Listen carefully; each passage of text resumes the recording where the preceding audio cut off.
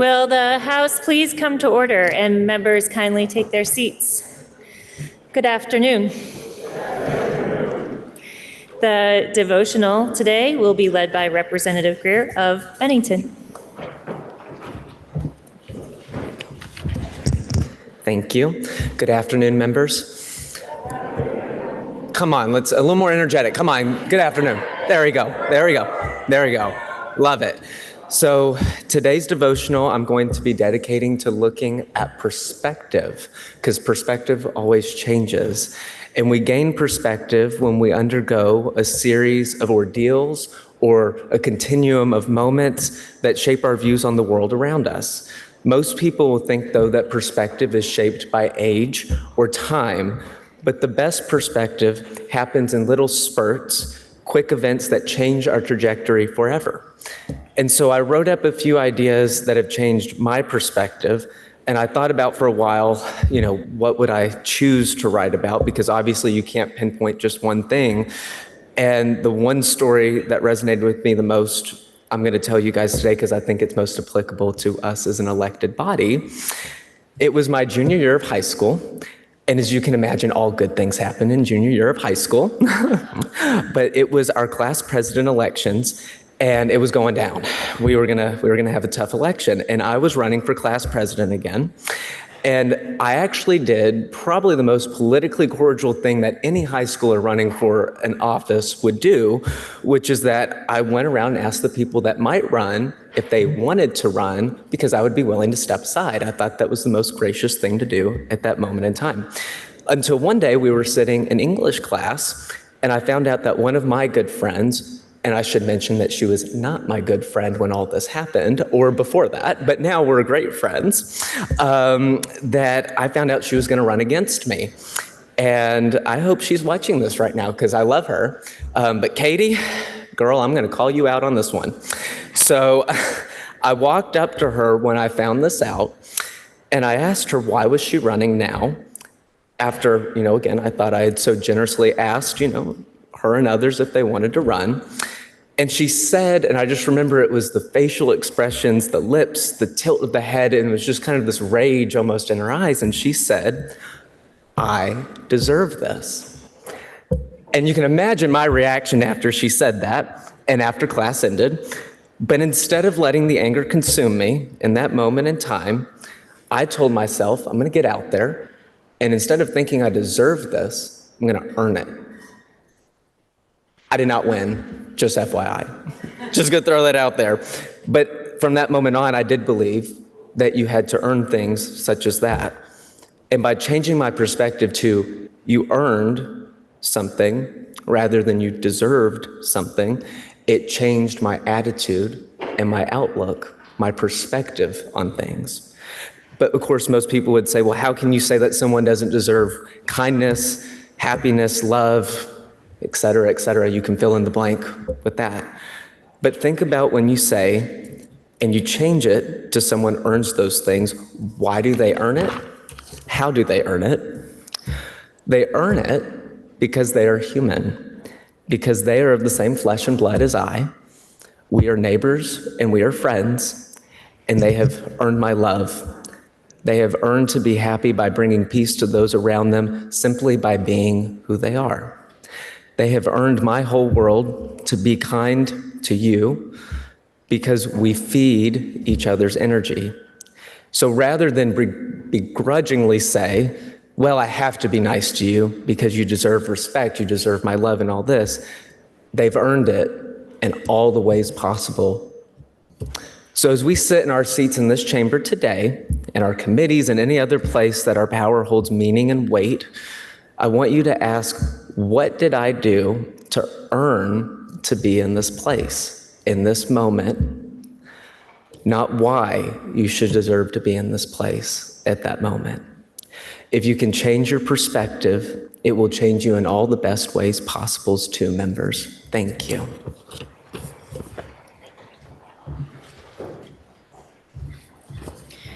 Members, we have 17 House bills for introduction today. With that, member from Poultney, can you please offer us a motion to suspend rules to introduce bills by number only? Madam Speaker, I make a motion to suspend rules in order to introduce bills by number only.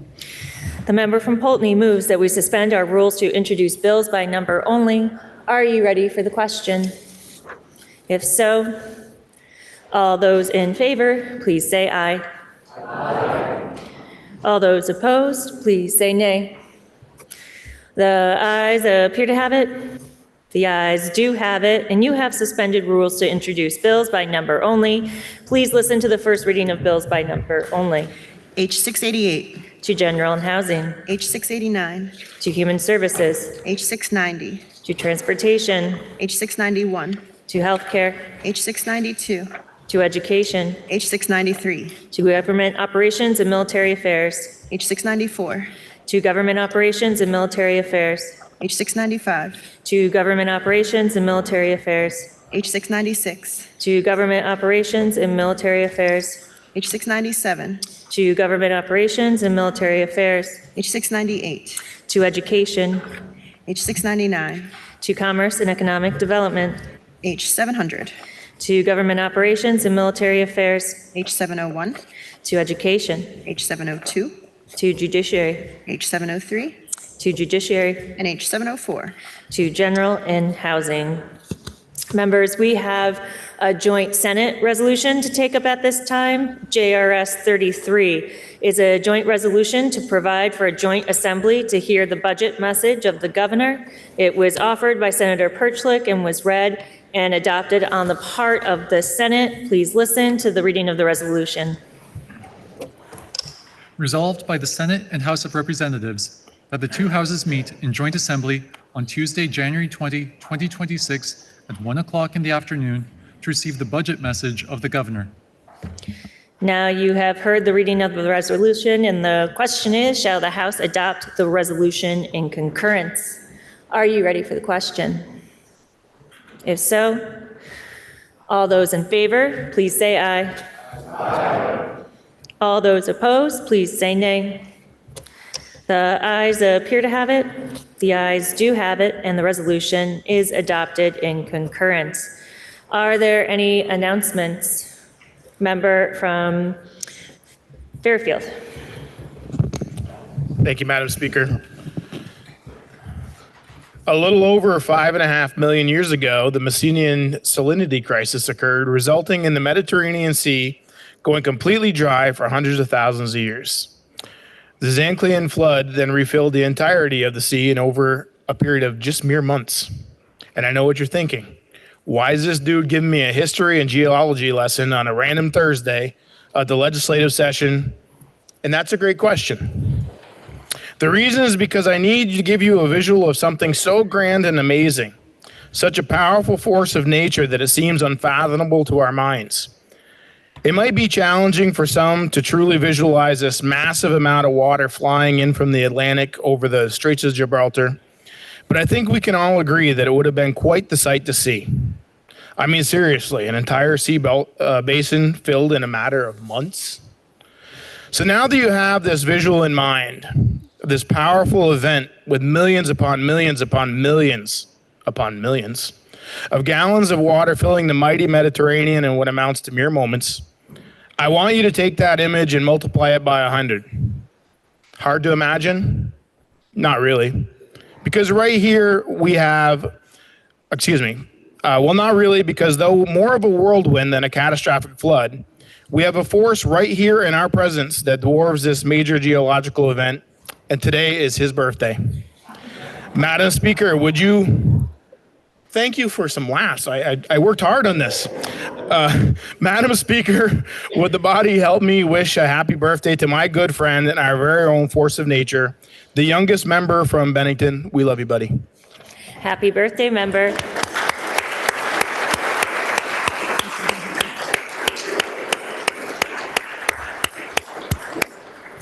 Member from Derby.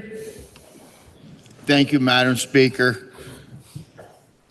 My announcement won't be near as exciting as the member from Fairfield. And happy birthday, member. Appreciate you. Last night, the long work of our Senator Peter Welch was finally codified and the president signed into law, whole milk for schools. And so I want to stand here and thank Senator Welch for remembering his Vermont farmers and working hard for us. In a show of bipartisanship, the president said, let's let a Democrat speak first. Is there one in the room? And he looked over and it was Senator Welch, who did a great job speaking to Vermont farmers. So I appreciate that, and I wanted to mention it here on the floor. Thank you. Thank you, member. Are there any further announcements? Member from Rutland City. Thank you, Madam Chair. I'd like to introduce Chad BJ. He is the Executive Director of Recovery House, which provides substance use treatment services for Vermonters statewide. The residential services include both high-intensity treatment at Serenity House and low-intensity treatment at Grace House and McGee House. Their mission is to provide adults suffering from addiction a residential treatment setting that is oriented around recognizing addiction as a treatable chronic disease. Recovery House is one of the tools in our toolbox to reduce costly incarceration and emergency room overcrowding. I would like to ask this body to welcome Chad BJ to the House of the People. Get right on over here. Will the guest, the member from Rutland City, please rise and be recognized?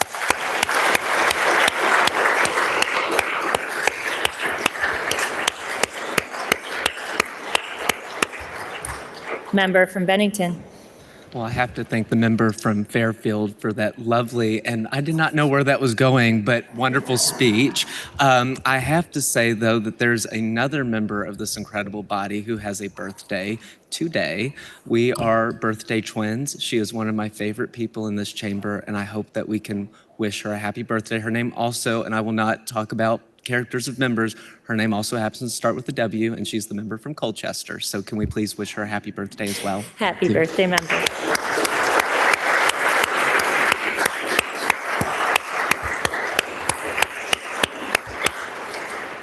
Member from Cornwall. Madam Speaker, I move that the House Education Committee be relieved of H393, an act relating to the prohibition of requiring face masks in schools, and that it be committed to the Committee on Healthcare. The member from Cornwall moves that the Committee on Education be relieved of House Bill 393, which is an act relating to the prohibition of requiring face masks in schools, and that the same be committed to the Committee on Healthcare. Are you ready for the question? If so, all those in favor, please say aye. All those opposed, please say nay. The ayes appear to have it. The ayes do have it, and you have relieved the Committee on Education of House Bill 393 and committed the same to the Committee on Healthcare. Member from Berry City. Town. My apologies. No worries. Thank you, Madam Speaker. The Legislative Sportsmen's Caucus will meet tonight at 4:30 in room 10. All are welcome. And we will have Jason Bachelder for the Commissioner of Fish and Wildlife speaking with us. Thanks. Are there any further announcements? Member from Berkshire. Thank you. Really mundane announcement, but it came to our attention after the caucus of the whole yesterday that we had run out of copies of the National Guard mobilization chart, so there are more copies on the front table. Member from Shelburne.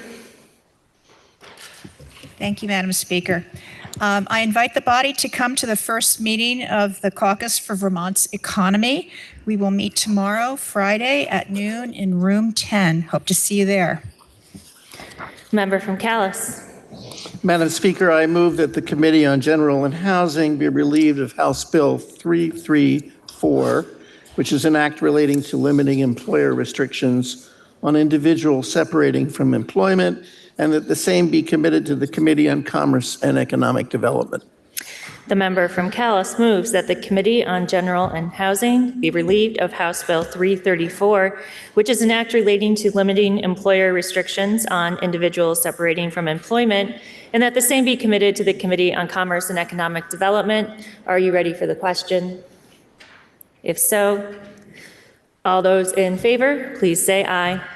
Aye. All those opposed, please say nay. The ayes appear to have it. The ayes do have it, and you have relieved the Committee on General and Housing of House Bill 334 and committed the same to the Committee on Commerce and Economic Development. Member from Thetford. Thank you, Madam Speaker. We have a guest here today, Haley Steinbeck, who is a UVM senior majoring in poli-sci, who is my internship this year. She'll be in and around the building from time to time trying to figure out what we do well here. She's a fine student, going to be working very hard, and hopefully I think this is going to be a mutually supportive experience as she learns from us and we learn from her. Thank you, Madam Speaker. Will the guest of the member from Thetford please rise and be recognized?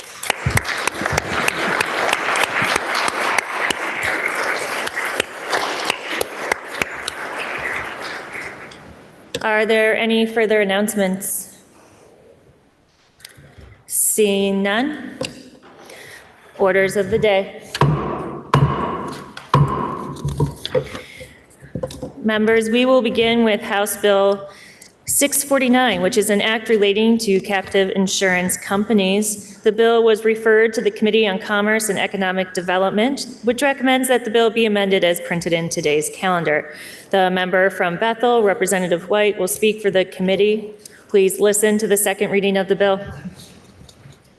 H 649, an act relating to captive insurance companies. Member from Bethel. Madam Speaker, members can find this bill on page 36 of today's action calendar. H 649 pertains to captive insurance. It reflects proposals recommended by the Commissioner of Financial Regulation. The Committee on Commerce and Economic Development supports these proposals and as amended in the committee's strike-all amendment. In general, a pure captive insurance company is a subsidiary corporation established to provide insurance to its parent company and affiliates. It is a form of self-insurance. There are several different types of captive insurance companies categorized by their ownership structure and the scope of the risks that they cover. This bill pertains to two types of captives: risk retention groups and sponsored captive insurance companies, as will be further explained. Now, to the bill. Section 1 and 2 pertain to risk retention groups. A risk retention group is a liability insurance company owned directly by its members. It specializes in providing commercial liability insurance. They are authorized under federal law, the Liability Risk Retention Act. This allows them to provide affordable coverage, allows them to pool their risks and operate across states with a single license, and gives them more control over their policies. Members typically belong to the same or similar industries, sharing common liability risks, for example, healthcare, trucking, construction, those kind of things. So as I was saying, the members of a risk retention group are businesses in similar industries, and thus they share similar risk profiles. The group structure enables members to manage their own liability risks collectively. Types of liability insurance typically covered include professional liability, product liability, general liability, and directors and officers liability. They do not offer workers' comp or personal lines of insurance, or such as auto insurance or anything like that. The proposed amendment in Section 1 pertains to the lending and investing authority of a risk retention group. Specifically, it prohibits a risk retention group from lending to or investing in its members or the affiliates of its members. Under current law, a risk retention group has such authority, but any loan or investment is subject to the Commissioner's approval. Such loans and investments are not common. The department testified that only one risk retention group currently has an investment in a member, and this investment was previously approved by the Commissioner. That investment would not be affected by this amendment because the language specifies that the prohibition would not apply to any loan or investment in effect prior to January 1, 2026. Risk retention groups are not subject to state insurance insolvency guarantee funds. As explained by the department, preventing the drawing off of capital out from the group to a member protects against potential conflicts of interest, preserves the financial integrity and solvency of the group, safeguards policyholder funds, and ensures there is sufficient capital to cover the future claims of its members. The proposed amendment in Section 2 also pertains to risk retention groups.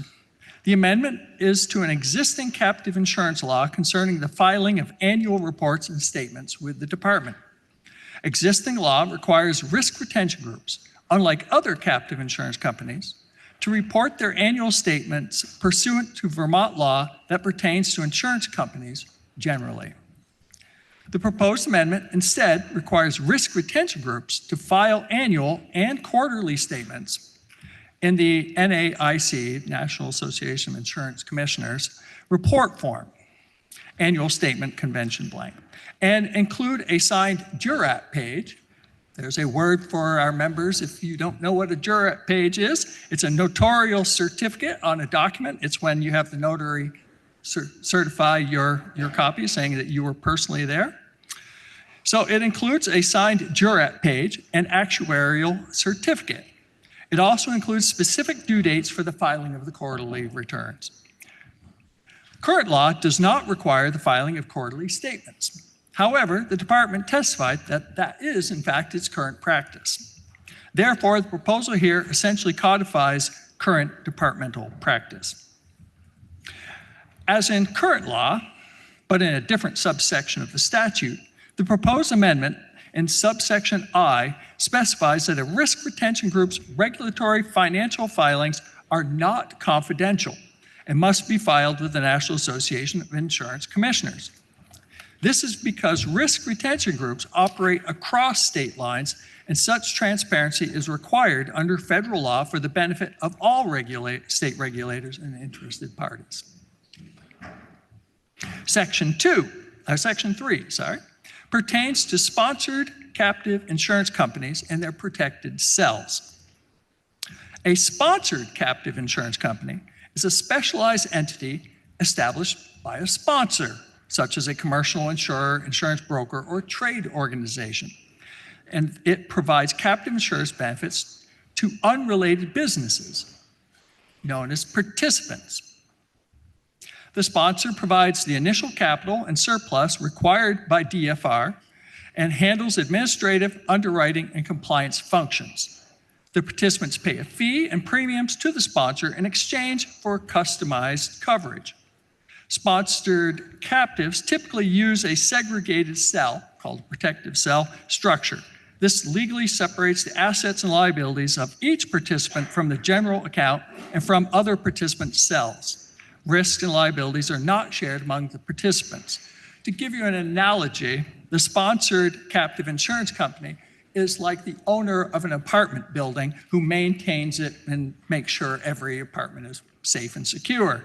And then each of the protected cells is the people who live in the various apartments. And the apartment owner, the sponsored captive insurance, makes sure that each cell is secure and safe so that if your neighbor decides to set their apartment on fire, the whole building doesn't burn down and your assets are also not ruined through that. Again, so that risk and liabilities are not shared amongst participants.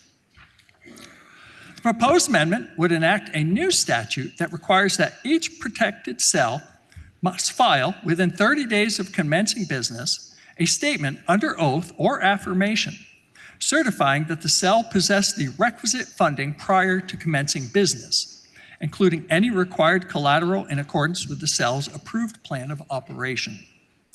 In addition, the proposal requires that the statements are signed by the cell's president and secretary or by two individuals authorized by the governing board, depending on how the cell is organized. This amendment is similar to what is currently required of licensed captives. The requisite funding and collateral requirements would be in the business plan of a cell's application filed with the department. So the certifying statement basically confirms that the cell is doing what it said it would do in its application.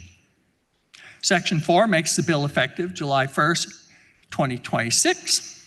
The committee heard testimony from the Interim Deputy Commissioner of Captive Insurance, Department of Financial Regulation, the President of the Vermont Captive Insurance Association, Legislative Counsel, and the Commissioner from the Department of Financial Regulation. Madam Speaker, the committee vote was 11-0-0, and we respectfully ask for your support. The question is, shall the bill be amended as recommended by the Committee on Commerce and Economic Development? Are you ready for the question? If so, all those in favor, please say aye. Aye. All those opposed, please say nay. The ayes appear to have it. The ayes do have it, and you have amended the bill. Now the question is, shall the bill be read a third time? Are you ready for that question? If so, all those in favor, please say aye. Aye.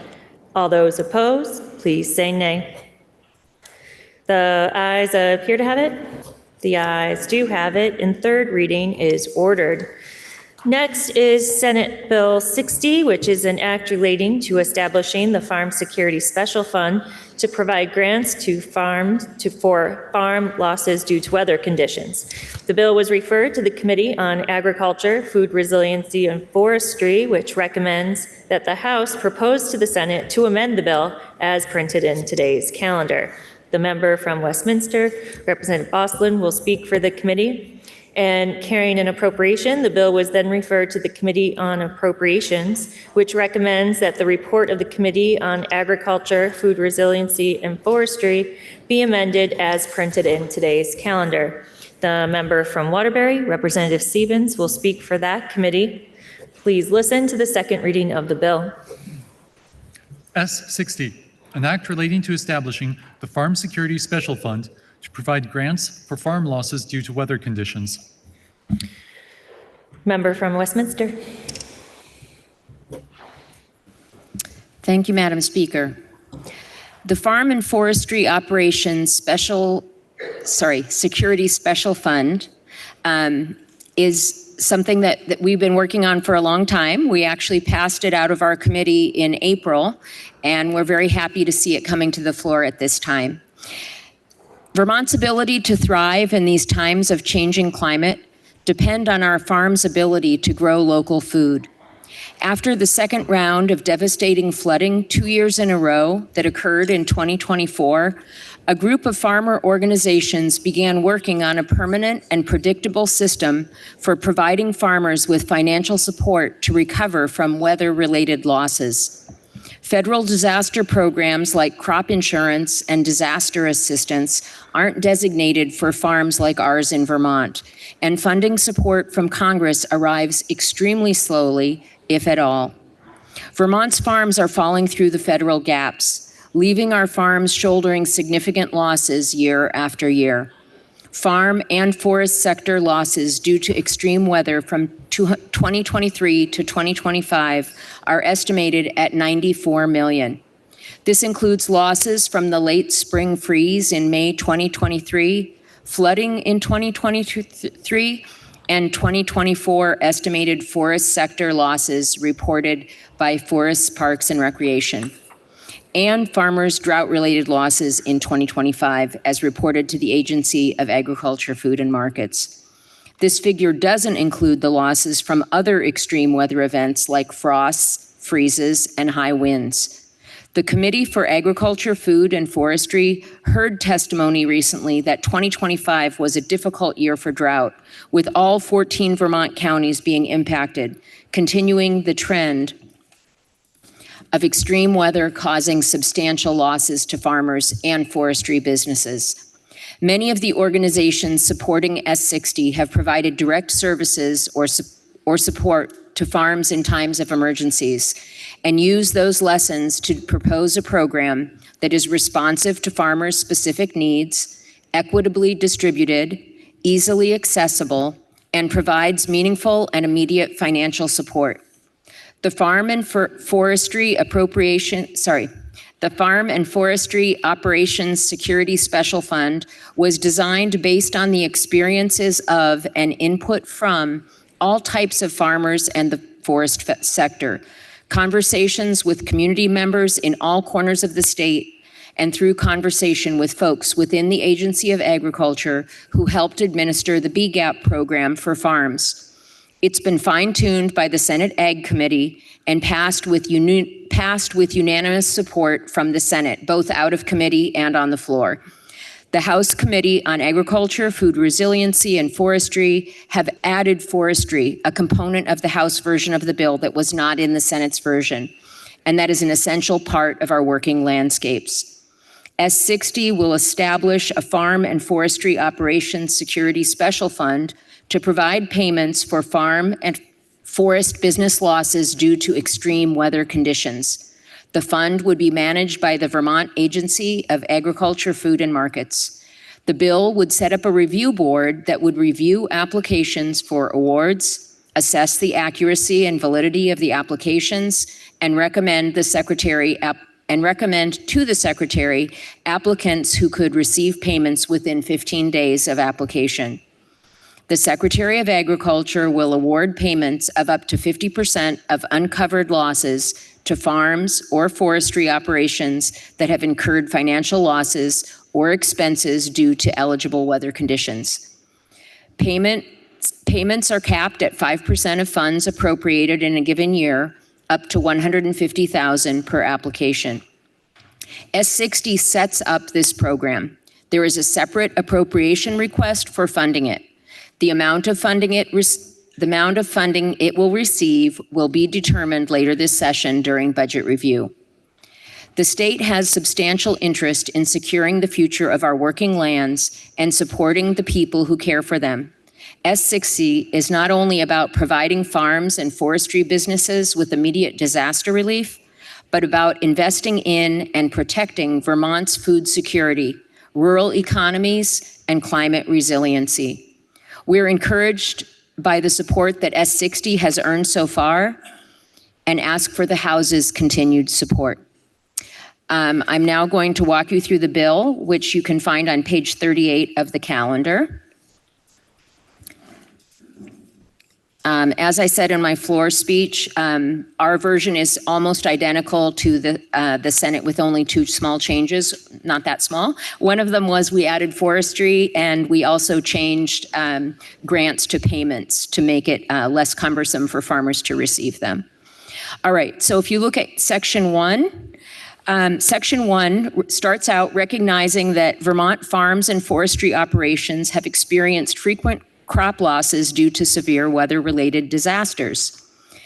It acknowledges that existing state and federal programs do not adequately serve farmers and forestry operators, especially small-scaled and diversified farms or operators. Because many small farmers do not grow the kind of crops that are covered by insurance, they suffer great losses with no insurance possible. The state should establish a permanent funding supporting a program to maintain the viability of farms and forestry operations and provide a source of relief funds to farms and forestry operations impacted by severe weather-related events. Section 2, creation of Farm and Forestry Operations Security Special Fund. In Section 2, it amends the existing number 6 VSA Chapter 207 related description that says it relates to promotion of Vermont food and products to add a new subchapter, and this is related to the support of Vermont farms and forestry operations. And then the new subchapter is entitled Farm and Forestry Operations Security Special Fund.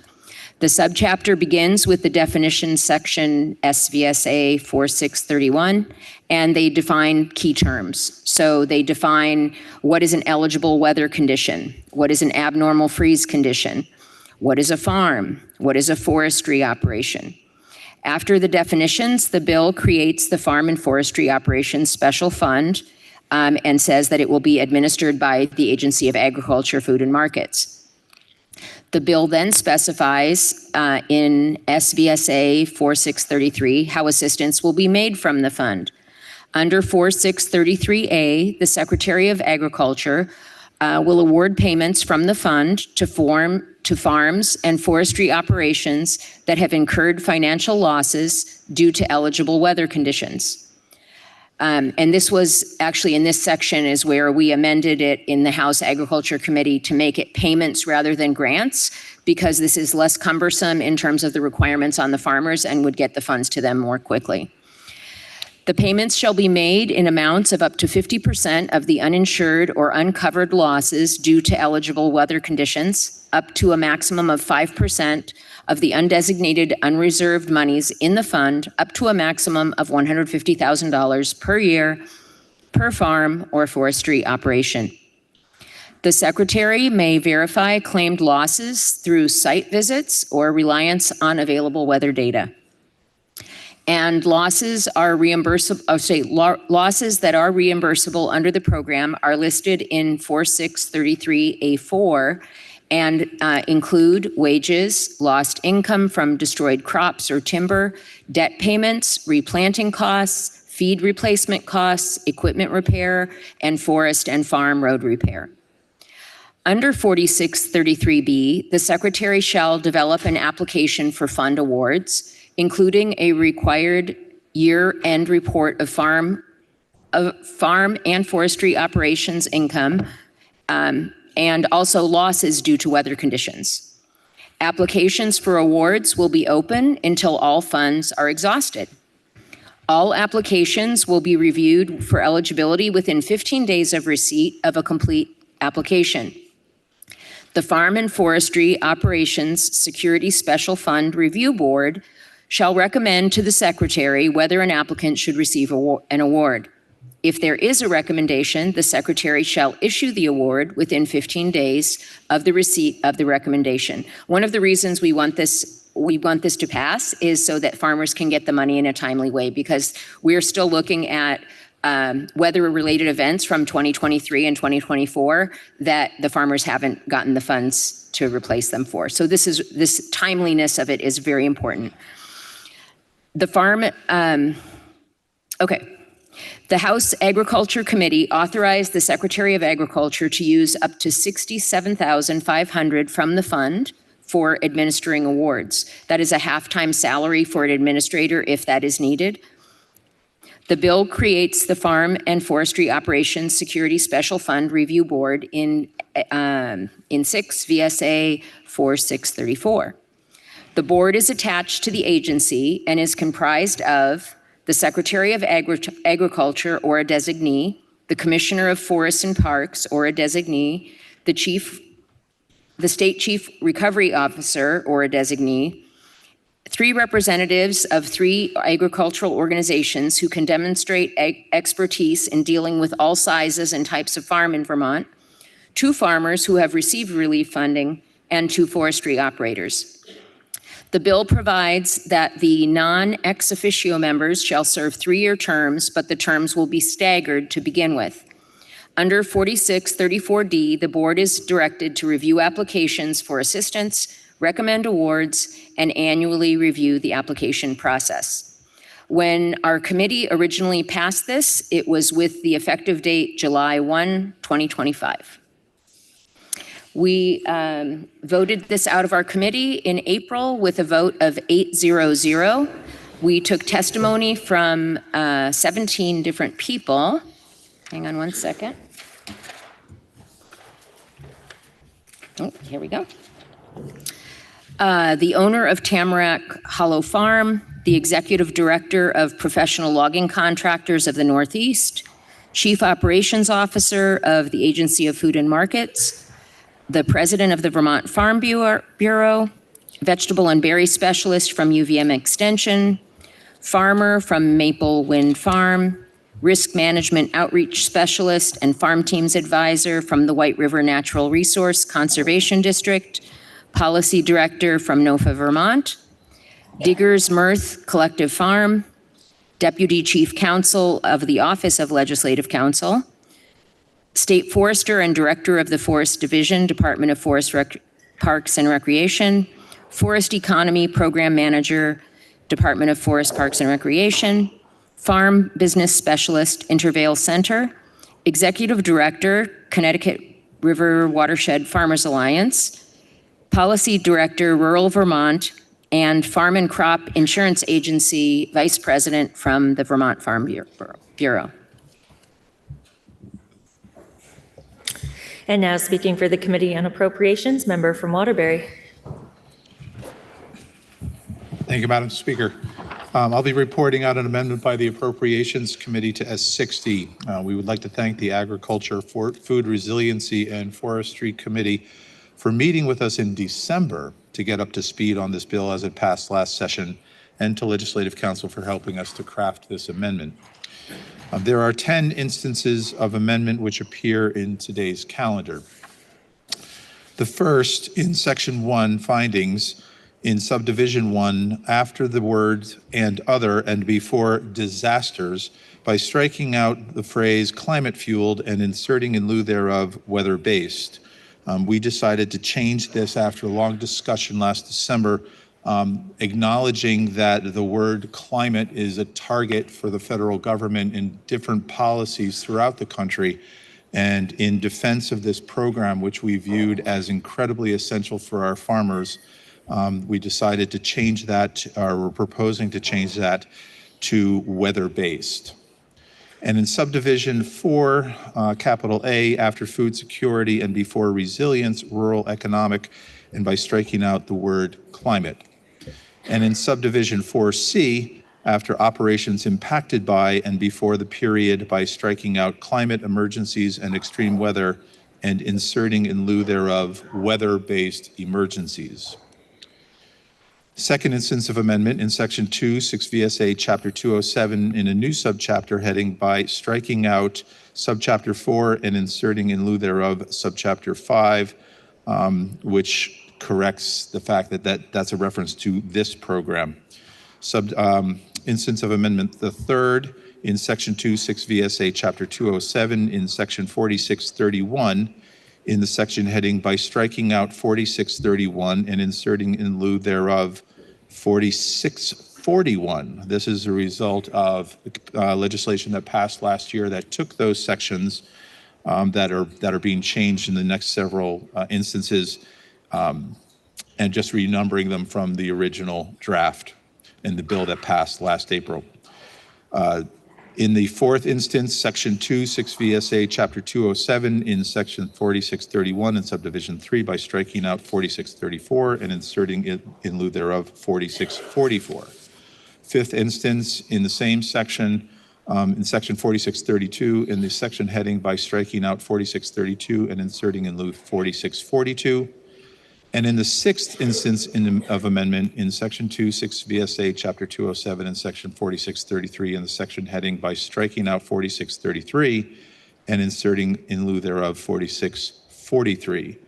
Also in this sixth instance by striking out subsection B in its entirety and inserting in lieu thereof the following. And actually most of this language appears in the original bill with the exception of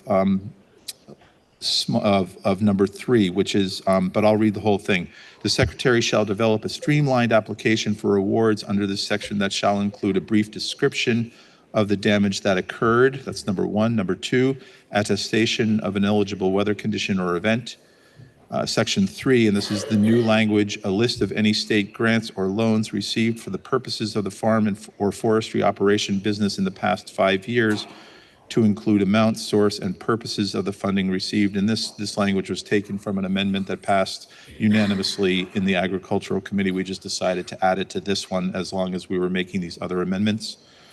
Section number 4, an estimate of losses, and 5, a year-end report of farm or forestry operation income and expenses. And by striking out subsection F in its entirety and inserting in lieu thereof the following: F, the Secretary of Agriculture, Food, and Markets may pay reasonable administrative expenses from the fund for purposes of administering the requirements of this subchapter. As the Appropriations Committee, we tend to remove financial numbers or monetary amounts that appeared in the earlier bill. As the presenter of the bill said earlier, this will be determined later on this session.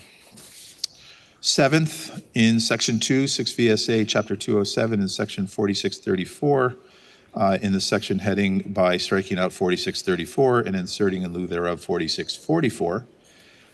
The eighth instance of amendment in Section 2, 6 VSA, Chapter 207, in Section 4634, in subdivision C1, in the first sentence by striking out subdivision B3 and inserting in lieu thereof subdivision B4. And this was subdivision B3 refers to the state recovery officer as an ex officio member who is not part of the staggered terms. And in subdivision C1, in the third sentence by striking out subdivision B4 and inserting in lieu thereof subdivision B5, which just takes into account the earlier change. And in subdivision C1, in the fourth sentence by striking out subdivision B5 and inserting in lieu thereof subdivision B6, which is the forestry member of the committee. And in the ninth instance of amendment by adding a section 2A to read as follows: Section 2A, contingency of funding. Again, as we do in the Appropriations Committee, the duty to implement Section 2 of this Act, the Farm and Forestry Operations Security Special Fund, is contingent upon an appropriation of funds in fiscal year 2027 or subsequent fiscal years from the general fund to the Agency of Agriculture, Food, and Markets for the specific purposes described in Section 2 of this Act. Just a clarification, if the bodies decide to not fund it due to fiscal restraint, this year we added the phrase "or subsequent fiscal years" so that when money, if and when money is available, that we will be able to fund this, this special fund. In the 10th instance, Section 3, effective date, by striking out 2025 and inserting in lieu thereof 2026, and after that, after passage, the title of the bill shall be amended to read, "An Act relating to establishing the Farm and Forestry Operations Security Special Fund to provide payments for farm and forestry operation losses due to weather conditions." Madam Speaker, your Appropriations Committee enthusiastically voted 10-01 to support this amendment and 10-01 to support the fine work of the Agriculture, Food Resiliency, and Forestry Committee in passing their amendment to S60. And now for the Committee on Agriculture, Food Resiliency, and Forestry, member from Westminster. Thank you, Madam Speaker. We thank the Committee on Appropriations for hearing our bill and for offering this amendment. We voted on it today, and the vote was 7-0-1. Members, the first question is, shall the report of the Committee on Agriculture, Food Resiliency, and Forestry be amended as recommended by the Committee on Appropriations? Are you ready for the question? If so, all those in favor, please say aye. Aye. All those opposed, please say nay. The ayes appear to have it. The ayes do have it, and you have amended the report of the Committee on Agriculture, Food Resiliency, and Forestry. Now the question is, shall the House propose to the Senate to amend the bill as recommended by the Committee on Agriculture, Food Resiliency, and Forestry as amended? Are you ready for the question?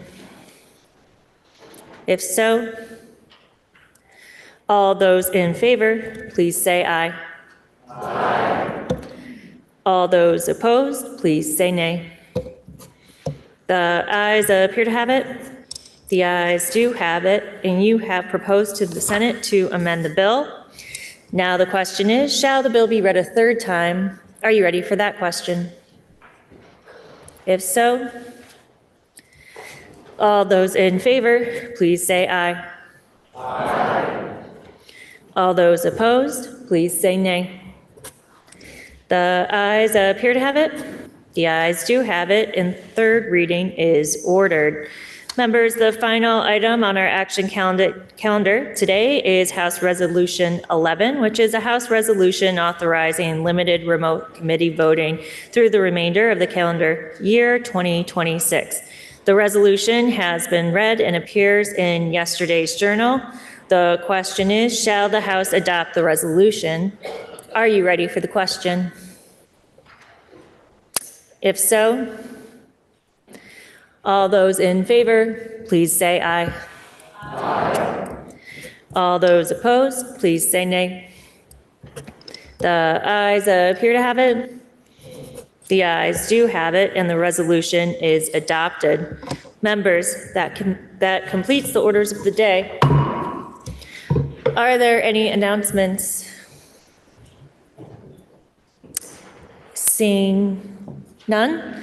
Member from Poultney, can you please offer us a motion to adjourn until Friday, January 16th at 9:30 a.m.? Madam Speaker, I make a motion this body stand in adjournment until Friday, January 16th, 2026 at 9:30 a.m. You have heard the motion. Are you ready for the question? If so, all those in favor, please say aye. All those opposed, please say nay. The ayes appear to have it. The ayes do have it, and this body stands in adjournment until tomorrow.